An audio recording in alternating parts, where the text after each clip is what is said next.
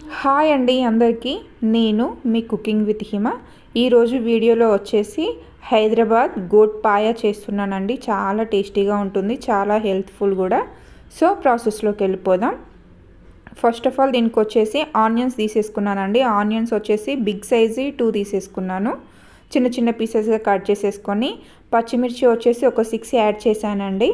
6 add చేసిన తర్వాత పుదీనా తీసేసుకున్నాను. పుదీనా వచ్చేసి ఒక గుప్పెడు వరకు తీసేసుకున్నానండి. గుప్పెడు వరకు పుదీనా కూడా యాడ్ చేసిన తర్వాత టమాటో పీసెస్ యాడ్ చేస్తున్నాను. టమాటోస్ వచ్చేసి నార్మల్ సైజ్వి 2 తీసేసుకున్నానండి. 2 తీసేసుకొని వాటిని కూడా చిన్న పీసెస్గా తీసేసుకున్నాను. వీటిని మిక్సీ పట్టేసేయండి. ఇప్పుడు సరిపడా ఆయిల్ తీసేసుకోండి. ఆయిల్ హీట్ అయిన తర్వాత అందులోకి ఒక స్పూన్ వరకు బటర్ని కూడా యాడ్ చేస్తున్నానండి. నేను అందులో అది మీ చాయిస్, మీకు నచ్చితే బటర్ వేయండి, లేకపోతే వేయనవసరం లేదు. సో ఆయిల్ హీట్ అయిన తర్వాత all mixed garam masala add చేస్తున్నానండి. All mixed garam masala add చేసిన తర్వాత వాటిని కూడా ఆయిల్లో ఫ్రై అవ్వనివ్వండి. ఇలా ఫ్రై అయిన తర్వాత మనం ఇందాక మిక్సీ చేసి పెట్టేసుకున్న పేస్ట్ ఉంది కదా అండి, ఆనియన్, పచ్చిమిర్చి, పుదీనా, టమాటో ప్యూరీ, ఆ ప్యూరీని కూడా ఇందులో ఆయిల్ హీట్ అయిన తర్వాత ఇందులో యాడ్ చేసేసేయండి. గ్యాస్ సిమ్లో ఉంచి యాడ్ చేసేసేయండి, లేకపోతే హై ఫ్లేమ్లో పెట్టి మనం వేసేసరికి ఆ ఆయిల్ మొత్తం హ్యాండ్స్ పైన చిల్లుతుంది. సో గ్యాస్ సిమ్లో ఉంచేసి ఆ ప్యూరీ మొత్తం అందులో యాడ్ చేసేయండి. యాడ్ చేసిన తర్వాత ఒకసారి కలిపేసేయండి. పచ్చివాసన పోయేంత వరకు కలిపేసేయండి. కలిపేసి 1 మినిట్ మూత పెట్టేసేయండి. 1 మినిట్ తర్వాత ఓపెన్ చేసి చూసేసరికి చూడండి పైన ఆయిల్ ఏ విధంగా తేలుతూ కనిపిస్తుందో. సో ఆ పచ్చి ఫ్లేవర్ మొత్తం పోయేదాకా, కొంచెం కలర్ చేంజ్ అయ్యేదాకా టోటల్ ఆయిల్లో ఫ్రై చేసేసేయండి. ఇలా ఫ్రై అయిన తర్వాత ఒక స్పూన్ వరకు అల్లం పేస్ట్ని కూడా యాడ్ చేస్తున్నానండి. అల్లం పేస్ట్ కూడా యాడ్ చేసిన తర్వాత ఒకసారి కలిపేసేసుకోండి. అల్లం పచ్చివాసన పోయేంత వరకు కలిపేసేయండి. ఆయిల్లో ఫ్రై అవ్వనివ్వండి అల్లాన్ని కూడా. అల్లం ఆయిల్లో ఫ్రై కాకపోయేసరికి పచ్చిగా ఫ్లేవర్ అల్లం ఫ్లేవర్ వస్తుందండి. సో అందుకనేసి ఆయిల్లో బాగా ఫ్రై చేసేయండి. ఫ్రై అయిన తర్వాత ఒక స్పూన్ వరకు పసుపు కూడా యాడ్ చేస్తున్నానండి. పసుపు అల్లాన్ని ఒక 1 మినిట్ వరకు ఆయిల్లో ఫ్రై అవ్వనివ్వండి. అల్లం పసుపు ఆయిల్లో ఫ్రై అయిన తర్వాత ఒక స్పూన్ వరకు కారం యాడ్ చేస్తున్నానండి. మనం ఇందాక మిక్సీలో పచ్చిమిర్చి కారం తీసేసుకున్నాం కదా, సో ఆ కారానికి ఈ కారానికి చూసి టేస్ట్కి సరిపడా కారం కూడా యాడ్ చేసేసుకోండి. నేనైతే ఒక స్పూన్ వరకే యాడ్ చేశాను.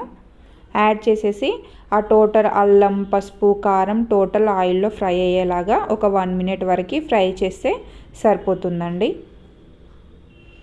1 మినిట్ తర్వాత ఓపెన్ చేసి చూసేసరికి చూడండి పైన ఆయిల్ అనేది అలా పైకి తేలుతూ ఉండాలండి. పైకి తేలుతూ ఉన్నప్పుడే ఇప్పుడు మనం ఒక 50% వరకు ఉడకబెట్టేసిన అవి పీసెస్ ఉన్నాయి కదా అండి, పాయ పీసెస్.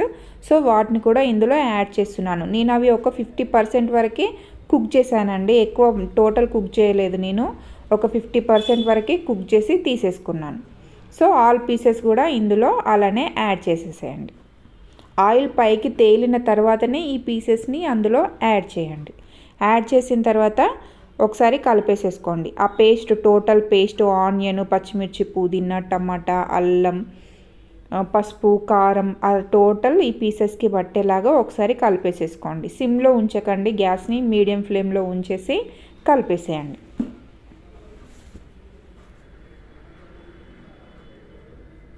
ఇలా కలిపేసిన తర్వాత మూత పెట్టేసేయండి. మూత పెట్టేసి ఒక 1 మినిట్ వరకు మీడియం ఫ్లేమ్లోనే ఉంచేసేయండి. 1 మినిట్ తర్వాత ఓపెన్ చేసి చూసేసరికి చూసారా సైడ్స్కి ఎలా ఆయిల్ తేలుతూ కనిపిస్తుందో.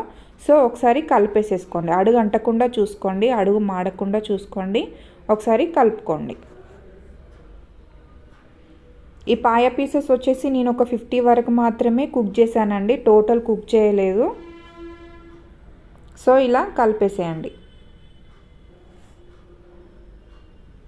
టోటల్ ఆయిల్ టోటల్ పీసెస్కి పట్టేలాగా అడుగు మాడకుండా ఒకసారి కలిపేసేసుకోండి. కలిపేసుకొని మళ్ళీ ఒకసారి మూత క్లోజ్ చేసేసేయండి.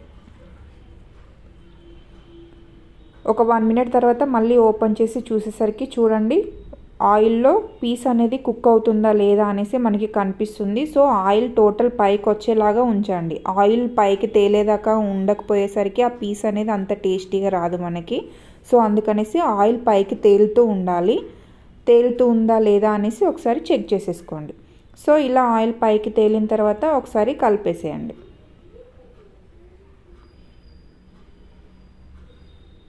ఇలా కలిపేసిన తర్వాత మనం ఇందాక ఉడకబెట్టిన సూప్ ఉంది కదా అండి, నేను దాంట్లో పక్కకి ఒక గిన్నెలో ఉడకబెట్టి తీసేసుకున్నానండి 50%. సో ఆ మిగిలిపోయిన మనం వాటర్ ఉంటాయి కదా అండి, ఆ వాటర్ టోటల్ ఇందులో యాడ్ చేసేయండి.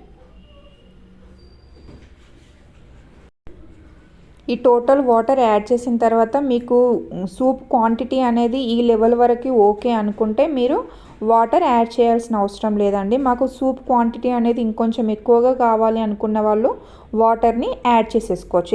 ఎక్స్ట్రా వాటర్ని యాడ్ చేసేయచ్చు ఇందులోనే. సో ఈ విధంగా యాడ్ చేసేయండి ఎక్స్ట్రా వాటర్ యాడ్ చేసిన తర్వాత రుచికి సరిపడా సాల్ట్ కూడా యాడ్ చేసేసేయండి ఇప్పుడే. సో ఇలా రుచికి సరిపడా సాల్ట్ కూడా యాడ్ చేసిన తర్వాత ధనియాల పొడి యాడ్ చేస్తున్నానండి. ధనియా పొడి వచ్చేసి ఆల్ మిక్స్డ్ ధనియా పౌడర్ 2 టేబుల్ స్పూన్స్ వరకు తీసేసుకున్నాను, ఆల్ మిక్స్డ్ అండి. సో కొత్తిమీర క్వాంటిటీ వచ్చేసి కాస్త ఎక్కువగా తీసేసుకోండి. కొత్తిమీర క్వాంటిటీ ఎక్కువగా తీసేసుకుంటే సూప్ అనేది కొంచెం టేస్టీగా వస్తుంది. సో కొత్తిమీర క్వాంటిటీ కూడా యాడ్ చేసిన తర్వాత ఒకసారి కలిపేసేయండి. కలిపేసిన తర్వాత కుక్కర్ విజిల్ పెట్టేసేయండి. నేను హాఫ్ వరకు కుక్ చేశాను కాబట్టి ఒక 2 విజిల్స్ వరకు నేను తీసేసుకున్నానండి. మూత క్లోజ్ చేసేసి ఒక 2 విజిల్స్ వచ్చేదాకా ఉంచేసేయండి. ఎందుకంటే నేను 50% ఉడికించాను కదా అండి, సో అందుకనేసి 2 విజిల్స్ వరకు తీసేసుకున్నాను. 2 విజిల్స్ తర్వాత ఓపెన్ చేసి చూసేసరికి చూడండి పాయ సూప్ అనేది ఏ విధంగా వచ్చిందో, థిక్ గ్రేవీ లాగా చూడండి ఎంత గ్రేవీగా వచ్చిందో పాయ సూప్ అనేది. చాలా టేస్టీగా చాలా యమ్మీగా ఉందండి. వేడివేడి అన్నంలో తింటూ ఉంటే ఎంత టేస్టీగా ఉంటుందో తెలుసా అండి. చాలా టేస్టీగా ఉంది. మీరు కూడా ఒకసారి ట్రై చేయండి, నచ్చితే ట్రై చేయండి. ఈ వీడియో కనుక మీకు నచ్చినట్లయితే ప్లీజ్ సబ్స్క్రైబ్ చేసుకోండి. Thank you for watching. Videos చూస్తున్నారు కానీ సబ్స్క్రైబ్ చేసుకోవట్లేదండి, ప్లీజ్ సబ్స్క్రైబ్ చేసుకోండి. Thank you for watching.